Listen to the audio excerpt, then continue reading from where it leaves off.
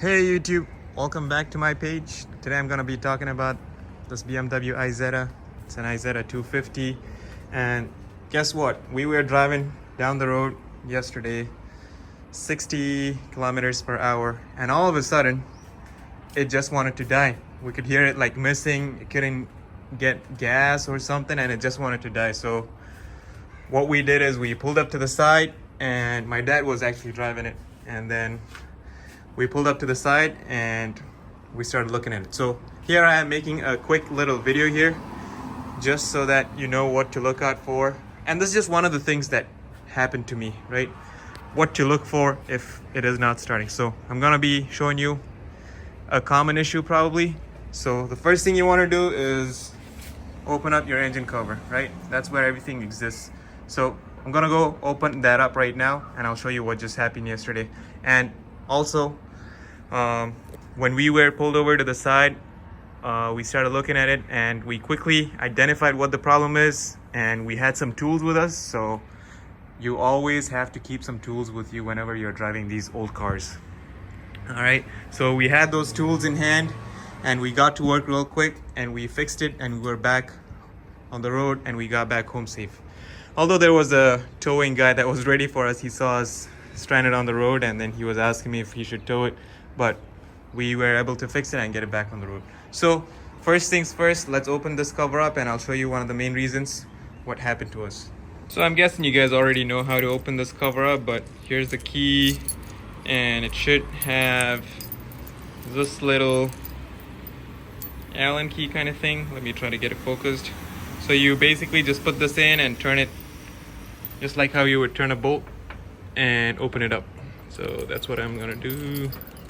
And as it get loose, just make sure you put your hand over the cover so that it doesn't fall and get scratched. All right, it just came out, so I'm gonna be setting up the phone down and I'll pick it up back once I get it out. All right, so I got the engine cover off and this is what we're looking at. First things first, I always like to check the fuel line. Make sure there's a nice fuel line, there's no leaks, it didn't get detached or anything, and there are no crazy leaks on this fuel line. And you can kind of see through this filter and make sure that the fuel is there kind of going into the carburetor. So that's the first thing you want to check for.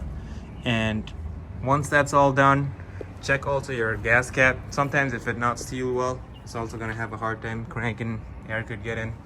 All right, so if fuel's good, I move on to the sparks. So here is your solenoid, here's your coil, and this is where you have your main plug, main spark plug. So what happened yesterday was that this solenoid right here came loose, and that is because this bracket that's attached to the solenoid, it broke.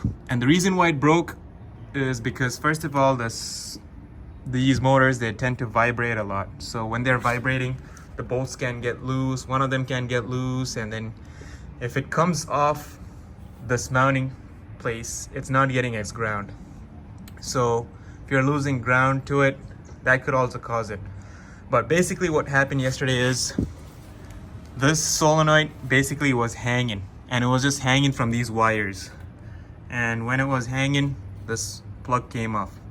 The main distributor's plug came off and the coil's plug came off. This is the spark plug, right? And it basically didn't get the spark that it needed. So it was hanging in there. So it was easy to tell because one of the angles was broken, the angles for mounting it, and one bolt went loose. So that's the whole reason it happened.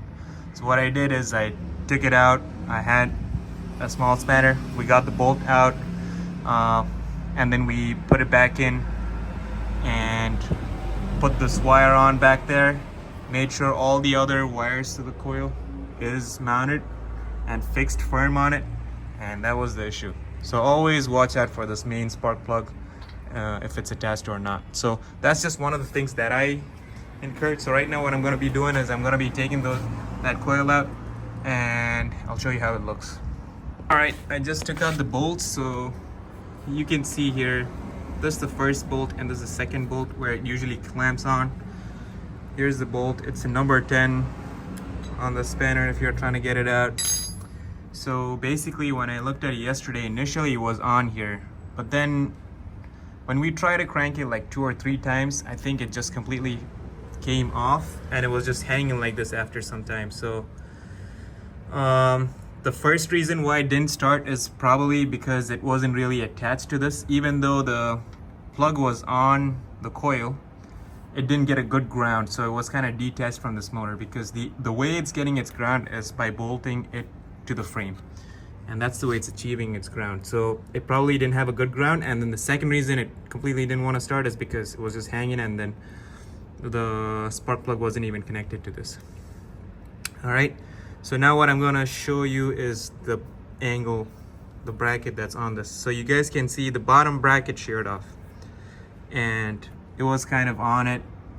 So that's in my car. What I'm going to do is I'm going to get that bracket, I'm going to get it welded onto this one, and the top one is still good. So in order to make it back home, I just put the first bolt back in there and tighten it nicely so that it could get a firm ground, and as soon as we did that, it could start right back up. So now I'm just going to take this off, make sure I know where each one of these wires go before I unplug it completely, and that way I can get this back on here.